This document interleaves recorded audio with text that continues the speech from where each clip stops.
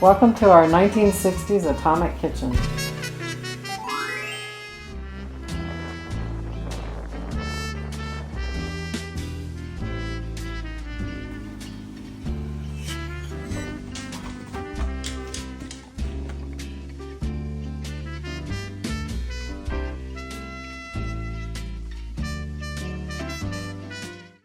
We always wanted to do a kitchen remodel, but it was kind of the last thing on our list of things to do.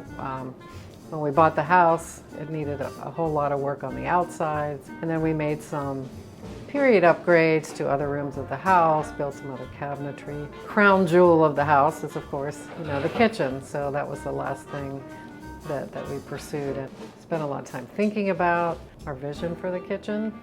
And it was really exciting to finally do this last piece, which turned out fabulously. I picked home front build because Steve and his team are known for preserving and restoring homes to their original features. And I wanted somebody that would honor my vision of having a 1960s kitchen, keeping a similar footprint to what we had before, bringing in design elements and materials and surfaces that one would have in a 60s kitchen, like the wood and the turquoise color, but also integrating modern appliances, but having it all look almost like you're stepping back in time. It was really nice having a single point of contact and have the company be able to handle anything that came up. So it made the construction very efficient and very effective in its implementation. Well, the way I approach kitchen design is to first understand what the issue is with the existing kitchen. What are the problems? What are the things about it the client likes that we want to preserve? In the older kitchens, in the 60s kitchens, a lot of times cooktops and ovens were right next to each other with no counter space in between, and that's not quite practical. So the first thing is to discuss layout options, and once the layout and the functionality is worked out, then we can start talking about finishes, cabinets, color, countertop, etc. Well, for many years, the kitchen triangle is what people try to achieve. Your refrigerator, cooktop, and the sink being within a close proximity to each other. In a small kitchen like this, that concept still works well. In a much larger kitchen, you think about different zones. You have the preparation zones, the cleanup zone, but here everything is within an arm's reach of each other. So the classic kitchen layout works pretty well here, and we maintained it, but we gave enough clearance around each task: the sink area for cleanup, the cooking area, the cooktop area for cleaning, and the food preservation where the refrigerator is. We spread them out so there is room to work around each of those tasks. Well, this kitchen was pretty small, and it also had the laundry facilities in here. There really was no way to expand the kitchen. The only thing we could consider to enlarge the kitchen was to take the laundry out of the kitchen and use that square footage for kitchen use and storage. There was a very small bedroom in the middle of the hallway that we converted into a laundry room, and then we were able to enlarge the kitchen, move the refrigerator in order to have counter space between the cooktop and the oven.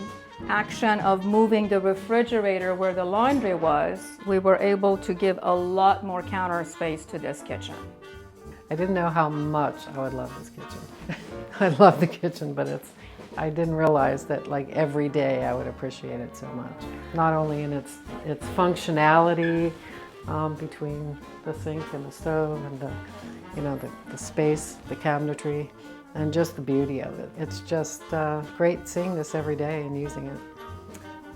What is my favorite thing about this kitchen? It's hard to pick a favorite because it has so many fabulous elements to it. But I think the sapele wood and the turquoise materials just are just amazing, harkening back to the 60s. Also the space planning, everything, you know, it's so nice to have a kitchen that's planned well and functional well. But there are a lot of unique elements that were designed into it.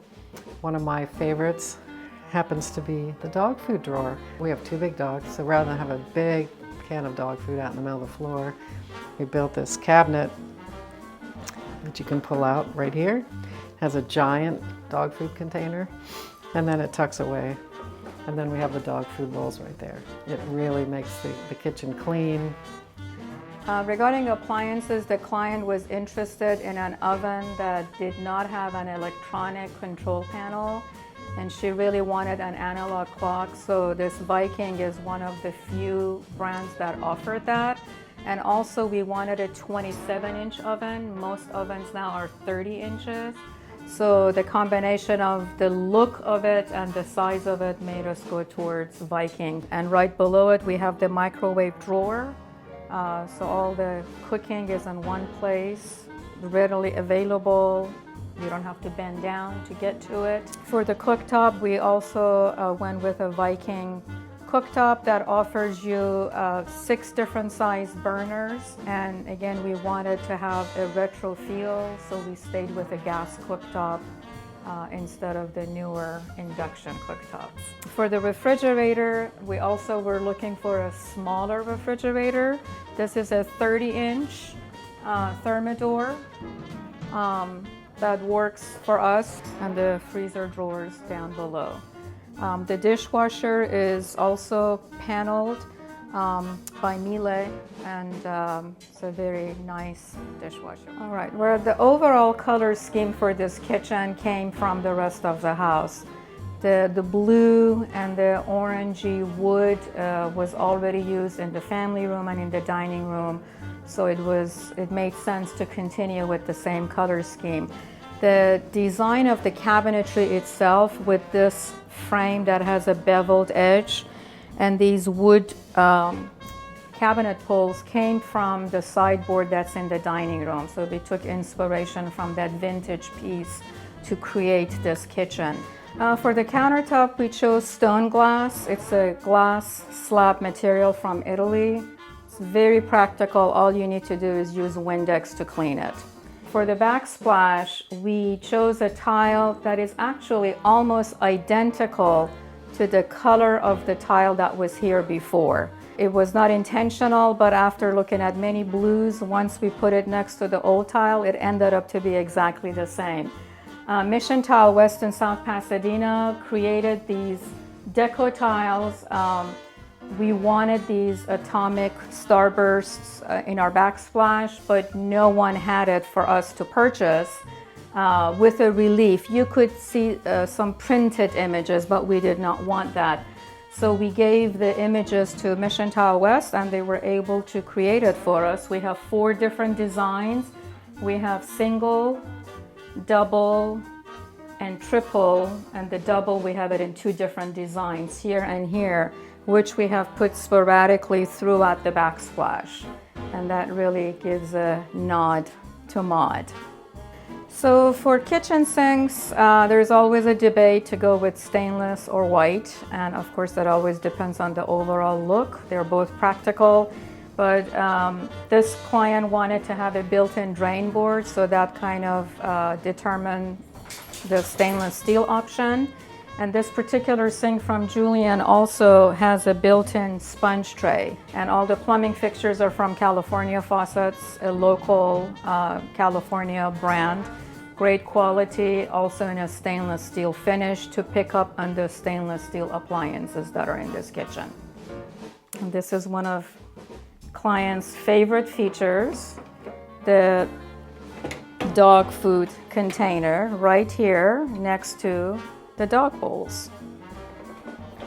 Another special feature in this kitchen is a bifold door. Looks like a pair of doors. However, if this was a door that opened this way and you wanted to get your oils and spices, it was kind of cumbersome to go around it. So we have this nice bifold which gives you access to your spices while you're cooking. So it's very convenient.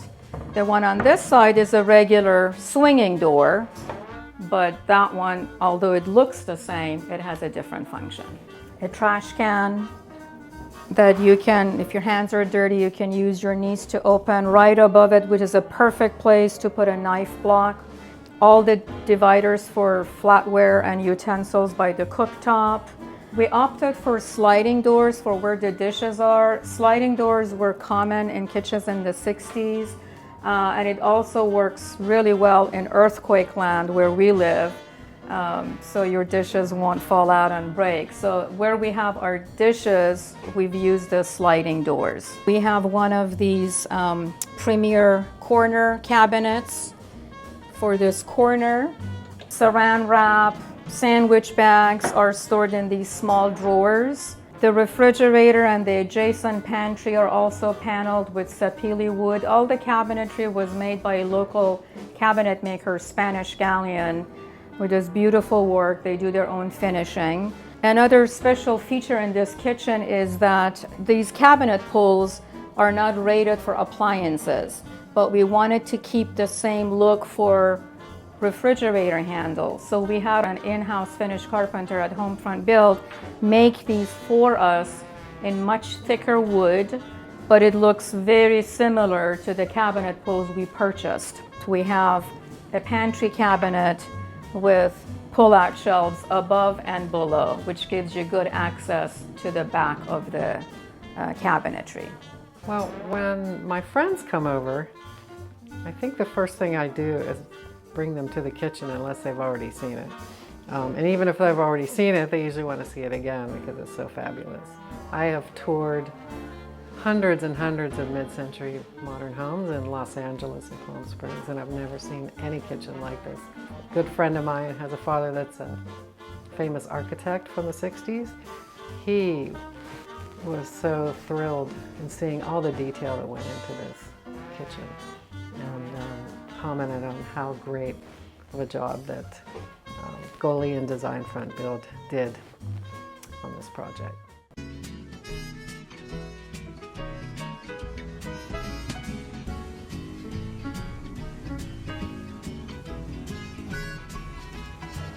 Thank you for coming. See you very soon. Bye. Bye.